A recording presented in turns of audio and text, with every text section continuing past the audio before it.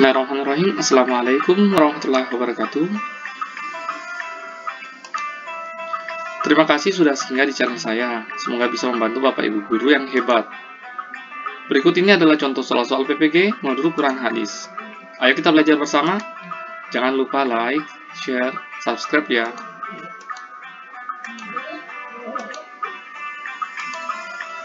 Sebelum menjawab soal, Bapak Ibu siapkan alat tulis untuk menuliskan jawaban.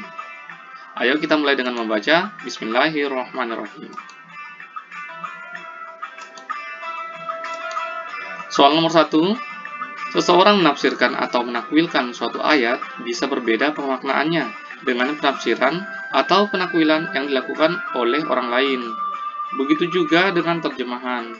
Terjemahan sebenarnya tidak mampu mewakili makna yang dikandung oleh bahasa asli penutur, dan variasi terjemahan bisa jauh lebih banyak. Hal ini menunjukkan bahwa kebenaran tafsir, takwil, dan terjemah bersifat apa? A. Fleksibel, B. Tidak mengikat, C. Mutlak, D. Relatif, E. Berubah-ubah. Silakan Bapak Ibu Guru menuliskan jawaban dalam waktu 5 detik ya. 1, 2, 3, 4, 5. Jawaban yang benar adalah D. Relatif. Nomor 2. Ayat-ayat Al-Quran terdiri dari ayat-ayat yang terang maknanya dan samar maknanya. Dalam terminologi ulumul Quran, dua kategori ini disebut dengan muhkamat dan mutasyabihat. Di antara kriteria atau sifat ayat mutasyabihat adalah A. Berbicara hakikat dan kualitas, B. Berbicara hal metafisik atau eskatologis dan mengandung hukum yang abstrak, C. Tidak membutuhkan pemikiran mendalam atau penjelasan ayat lain, D. Maknanya sudah diketahui luas oleh orang Arab saat ayat itu turun, E. Mengandung hukum yang konkret. Silakan Bapak Ibu Guru menuliskan jawaban dalam waktu 5 detik. 1, 2, 3, 4, 5. Jawaban yang benar adalah D. Berbicara hal metafisik atau eskatologis dan mengandung hukum yang abstrak. Kita lanjut ke nomor 3.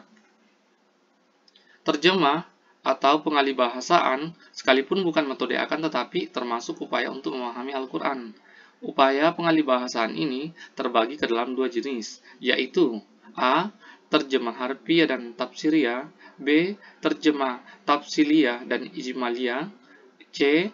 Terjemah harfiah dan tafsiliyah, D. Terjemah ijmaliyah dan tafsiriyah, E. Terjemah tafsiliyah dan tafsiriyah. Silahkan Bapak Ibu Guru menuliskan jawaban dalam waktu 5 detik mulai dari 1, 2, 3, 4, 5. Jawaban yang benar adalah A. Terjemah harfiah dan tafsiriyah. Lanjut kita ke nomor 4. Berikut ini yang bukan merupakan kriteria atau syarat kesahihan sebuah hadis Rasulullah adalah A. Sanadnya tersambung, B. Diriwayatkan oleh para perawi yang adil dan David, C. Diriwayatkan oleh Bukhari atau Muslim, D. Tidak terdapat kejanggalan, atau E. Tidak terdapat kecacatan. Silakan Bapak Ibu Guru menuliskan jawaban dalam waktu 5 detik. 1, 2, 3, 4, 5. Jawaban yang benar adalah C. Diriwayatkan oleh Bukhari atau Muslim. Jadi, jawaban ini adalah yang bukan syarat atau kriteria kesahihan sebuah hadis. Kita lanjut ke nomor 5. Sebagai sumber hukum Islam, Al-Quran mengandung banyak ketentuan-ketentuan dan hukum-hukum. Hanya saja, beberapa ketentuan dan hukum tersebut masih bersifat global dan bahkan hanya dasarnya saja. Fungsi hadis sebagai sumber hukum Islam kedua dapat menetapkan hukum yang tidak terdapat dalam Al-Quran. Fungsi ini disebut apa? A. Bayan takrir, B. Bayan takkid, C. Bayan tafsir, D. Bayan tasri, atau E. Bayan nasak. Silakan Bapak Ibu Guru menuliskan jawaban dalam waktu 5 detik mulai dari 1, 2, 3, 4, 5. Jawaban yang benar adalah D. Bayan tasri. Jadi sumber hukum Islam kedua yakni hadis, salah satu fungsinya adalah membayan tasri atau menetapkan hukum yang belum ada dalam Al-Quran atau yang masih bersifat global. Selanjutnya, nomor 6. Kualitas hadis tentang kewajiban mencari ilmu yang diriwayatkan oleh Ibnu Majah 220 dinilai oleh dirinya sendiri sebagai hadis dhaif. Di antara hal yang menyebabkan sebuah hadis berkualitas dhaif adalah A. Tidak terdapat ilat, B. Tidak terdapat syadz, C. Diriwayatkan oleh perawi yang adil, D. Diriwayatkan oleh perawi yang memiliki kualitas kedabitan yang tidak sebaik kualitas sahih, atau E. Terputusnya sanad. Silahkan Bapak Ibu Guru menuliskan jawaban dalam waktu 5 detik mulai dari 1, 2, 3, 4, 5. Jawaban yang benar adalah E. Terputusnya sanad. Jadi, jika sanad terputus, maka hadisnya dianggap dhaif. Nomor 7. Ketika seorang mufasir menjelaskan makna kata dengan mengambil pendapat sahabat Ibnu Abbas tentang yu'minuna atau mereka mengimani, dimaknai yusaddiquna, mereka membenarkan, maka pendekatan yang dilakukan adalah apa? A. Ijmali, B. Bial maksur, C. Tahlili, D. Bial roi, E. Bial isyari. Silakan Bapak Ibu Guru menuliskan jawaban dalam waktu 5 detik mulai dari 1, 2, 3, 4, 5. Jawaban yang benar adalah B. Bial maksur. Lanjut kita ke nomor 8. Perhatikan pernyataan berikut. 1. Mempunyai ruang lingkup yang luas. B. 2. Dapat memasukkan berbagai ide apapun ke dalam pemahaman Al-Quran. 3. Dapat melihat Al-Quran dari berbagai aspek secara komprehensif. 4. Dapat mendayagunakan anugerah akal secara optimal untuk melalui Al-Quran sebagai bentuk syukur. 5. Dapat memahami Al-Quran sesuai keinginan dan kecenderungan yang merupakan kelebihan dari tafsir Bial Ra'i ditunjukkan oleh nomor berapa? A. 1, 2, dan 3, B. 2, 3, dan 4, C. 3, 4, dan 5, D. 1, 2, dan 5, atau E. 1, 3, dan 4. Silakan Bapak Ibu Guru menuliskan jawaban dalam waktu 5 detik mulai dari 1, 2, 3, 4, 5. Jawaban yang benar adalah E. 1, 3, dan 4. Mempunyai ruang lingkup yang luas, dapat melihat Al-Quran dari berbagai aspek secara komprehensif, dan dapat memendayagunakan anugerah akal secara optimal untuk menalar Al-Quran sebagai bentuk syukur. Inilah ketiga kelebihan dari tafsir Bial Ra'i. Lanjut kita ke nomor 9. Dalam menafsirkan Al-Quran, mufasir menjelaskan ayat-ayat Al-Quran dengan mengkaji pendapat para ulama tafsir, kemudian membandingkannya atau membandingkan antara satu kitab tafsir dan kitab tafsir lainnya. Dalam istilah ulumul tafsir, metode ini dikenal dengan sebutan A. Tafsir isyari, B. Tafsir mukaran, C. Tafsir tahlili, D. Tafsir maudu'i, atau E. Tafsir ijmali. Silahkan Bapak Ibu Guru menuliskan jawaban dalam waktu 5 detik mulai dari 1, 2, 3, 4, 5. Jawaban yang benar adalah B. Tafsir mukaran. Selanjutnya kita ke nomor 10. Di antara ayat-ayat Al-Quran yang membicarakan seputar ikhlas adalah apa? A. Surah Al-Ikhlas ayat 1-4, B. Surah Ghafir ayat 14 dan 65, C. Surah Al-Kafirun ayat 1-6, D. Surah Al-Alaq ayat 1-5, E. Surah Al-Mudatsir ayat 1-3. Silakan Bapak Ibu Guru menuliskan jawaban dalam waktu 5 detik mulai dari 1, 2, 3, 4, 5. Jawaban yang benar adalah B. Surah Al-Ghafir yang berada pada ayat 14 dan 65. Selanjutnya kita beralih ke nomor 11. Secara sederhana, toleransi dapat diartikan sebagai sikap tenggang rasa. Banyak landasan normatif, baik Al-Quran maupun hadis, yang memerintahkan untuk bersikap demikian. Namun, dalam praktiknya, orang-orang masih bingung antara batas wilayah toleransi dan batas wilayah fanatik. Kondisi ini, di banyak kasus, menyebabkan sebahagian mereka keliru dalam bersikap toleransi, bahkan memicu pertentangan. Berikut inilah sikap toleransi yang tepat, kecuali A. Membiarkan umat beragama Islam merayakan hari besar keagamannya. B.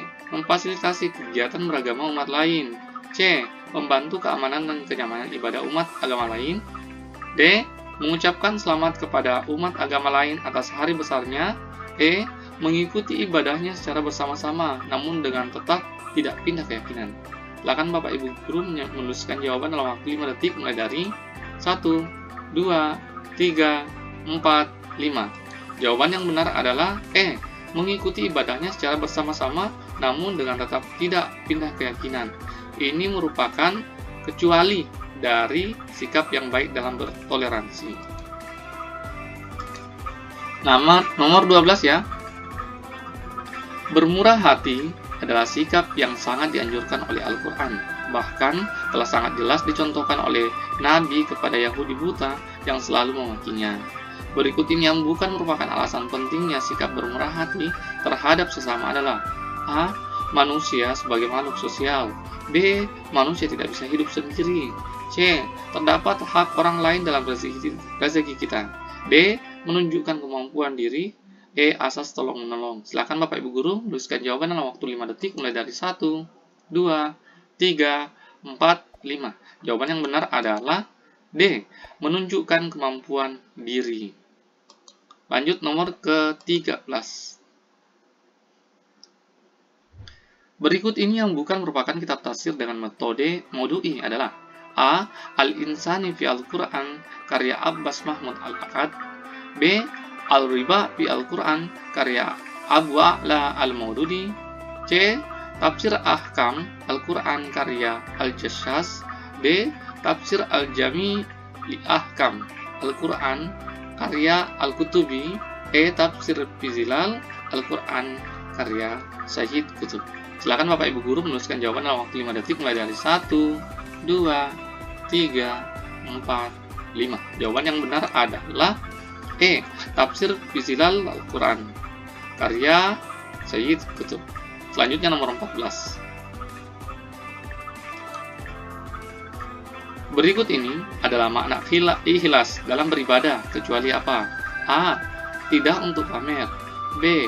Tidak untuk popularitas. C. Tidak untuk pujian. D. Tidak untuk upah. E. Tidak untuk ridho Allah. Silakan jawaban Ibu Bapak dituliskan dalam buku atau kertas yang sudah disediakan dalam waktu 5 detik mulai dari 1, 2, 3, 4, 5. Jawaban yang benar adalah E. Tidak untuk ridho Allah. Ini adalah kecuali ya, jadi jawabannya enggak. Lanjut kita ke nomor 15. Seseorang membiarkan tetangganya yang berlainan agama untuk merayakan ritual dan perayaan hari besar agamanya. Di saat yang bersamaan, ia juga melaksanakan ibadah sesuai kepercayaannya. Ini adalah wujud dari sikap apa? A. Sinkretisme. B. Sekularisme. C. Liberalisme. D. Fanatisme. Atau E. Toleransi. Silakan Bapak Ibu Guru menuliskan jawaban dalam waktu 5 detik mulai dari 1, 2, 3, 4, 5. Ini adalah E. Toleransi ya. Oke, lanjut kita ke nomor 16. Hukum dari berderma atau bersedekah kepada orang yang berlainan keyakinan adalah A. Haram. B. Makruh. C. Sunnah. D. Mubah. Atau E. Wajib. Silakan Bapak Ibu Guru menuliskan jawaban dalam waktu 5 detik mulai dari 1, 2, 3, 4, 5. Jawaban yang benar adalah D. Mubah. Kita lanjut ke nomor 17. Di nomor 17, perhatikan pernyataan berikut. 1. Firman Allah Subhanahu wa taala. 2. Mukjizat. C. Diturunkan kepada Nabi Muhammad SAW. 4. Diturunkan di Madinah. 5. Dimulai dari surah Al-Alaq dan ditutup dengan surah An-Nas. 6. Melalui perantara malaikat Jibril. 7. Bernilai ibadah hanya bagi yang mampu memahaminya. 8. Ditransmisikan kepada kita secara mutawatir. Yang dapat mempresentasikan definisi Al-Quran adalah nomor berapa? A. 1, 2, 3, dan 4. B. 1, 2, 3, dan 5. C. 1, 2, 3, dan 6. D. 1, 2, 3, dan 7. E. 1, 2, 3, dan 8. Silakan Bapak Ibu Guru menuliskan jawaban dalam waktu 5 detik mulai dari 1, 2, 3, 4, 5. Jawaban yang benar adalah E. 1, 2, 3, dan 8. Firman Allah Subhanahu wa taala, ia adalah mukjizat diturunkan kepada Nabi Muhammad SAW dan ditransmisikan kepada kita secara mutawatir. Selanjutnya nomor 18. Al-Quran Surah Ali Imran ayat 7 menyebutkan bahwa ayat-ayat yang terdapat dalam Al-Quran terdiri dari 2 kategori, yaitu ayat-ayat yang telah jelas maksudnya dan ayat-ayat yang masih samar maksudnya. Dalam istilah ulumul Quran, 2 kategori ini disebut dengan apa? A. Mujmalat dan mutafasyalat. B. Mujmalat dan mutasyabihat, C. Muhkamat dan mutasyabihat, D. Muhkamat dan mutafassalat, E. Muhkamat dan mujmalat. Silakan Bapak Ibu guru menuliskan jawaban dalam waktu 5 detik mulai dari 1, 2, 3, 4, 5. Jawaban yang benar adalah C. Muhkamat dan mutasyabihat. Nomor 19. Mengalihkan makna asal lafaz kepada makna lain merupakan upaya memahami kandungan Al-Quran melalui praktek apa? A. Terjemah, B. Tafsir, C. Takwil, D. Tahlili, atau E. Ijmali. Silakan Bapak Ibu guru menuliskan jawaban dalam waktu 5 detik mulai dari 1, 2, 3, 4, 5. Jawaban yang benar adalah E. Takwil. Kita lanjut ke nomor 20. Dalam terminologi hadis, kerap dijumpai istilah sahih dan dhaif. Secara bahasa, makna keduanya berurutan, yang tepat adalah apa? A. Sehat dan lemah, B. Kuat dan lemah, C. Sehat dan cacat, D. Kuat dan cacat, E. Lemah dan cacat. Silakan Bapak Ibu guru menuliskan jawaban dalam waktu 5 detik mulai dari 1, 2, 3, 4, 5. Jawaban yang benar adalah A. Sehat dan lemah. Selanjutnya, kita beralih ke nomor 21. Sebagai sumber hukum kedua, hadis memiliki fungsi-fungsi berikut terhadap ketentuan yang terdapat di dalam Al-Quran, kecuali A. Penegas, B. Pelengkap, C. Penetap, D. Pengkhusus, E. Pembatas. Silakan Bapak Ibu guru menuliskan jawaban dalam waktu 5 detik mulai dari 1, 2, 3, 4, 5. Jawaban yang benar adalah B. Pelengkap. Jadi hadis itu bukan berfungsi untuk melengkapi Al-Quran, tetapi dia adalah penegas, penetap, pengkhusus, dan pembatas bagi Al-Quran. Selanjutnya kita beralih ke nomor berikutnya, yaitu nomor 22. Hukum menuntut ilmu bagi seorang muslim adalah apa? A. Mubah, B. Sunnah muakkad, C. Fardu ain, D. Fardu kifayah, atau E. Makruh. Silakan Bapak Ibu guru menuliskan jawaban dalam waktu 5 detik mulai dari 1, 2, 3, 4, 5. Jawaban yang benar adalah C. Fardu ain. Kita lanjut ke nomor berikutnya, yaitu nomor 23. Al-Quran ditafsirkan dengan beberapa pendekatan. Pertama berdasarkan riwayat, kedua berdasarkan pendapat atau logika, dan ketiga berdasarkan isyarat spiritual. Dalam terminologi ulumul tafsir, ketiga pendekatan ini disebut apa? A. Tafsir bil matsur, tafsir bil maudhu'i, dan tafsir bil roi. B. Tafsir bil roi, tafsir bil maudhu', dan tafsir bil isyari. C. Tafsir bil isyari, tafsir bil maudhu', dan tafsir bil maksur. D. Tafsir bil maksur, tafsir bil roi, dan tafsir bil isyari. Atau E. Tafsir bil maksur dan tafsir bil isyari. Silakan Bapak Ibu guru menuliskan jawaban dalam waktu 5 detik mulai dari 1, 2, 3, 4, 5. Jawaban yang benar adalah D. Tafsir bil maksur, tafsir bil roi, dan tafsir bil isyari. Nomor 24. Suatu metode menafsirkan dengan menguraikan ayat demi ayat, surah demi surah, sesuai tata urutan dengan penjelasan yang cukup terperinci, sesuai dengan kecenderungan masing-masing mufasir, merupakan penafsiran yang dikenal dengan metode A. Tafsir tahlili, B. Tafsir ijmali, C. Tafsir bil maksur, D. Tafsir bil maudhu', atau E. Tafsir isyari. Silakan Bapak Ibu guru menuliskan jawaban dalam waktu 5 detik mulai dari 1, 2, 3, 4, 5. Jawaban yang benar adalah A. Tafsir tahlili. Berapa jawaban Bapak Ibu guru yang benar? Semoga semuanya benar ya. Jika ada yang kurang jelas, silahkan tuliskan komentar pada kolom komentar yang disediakan.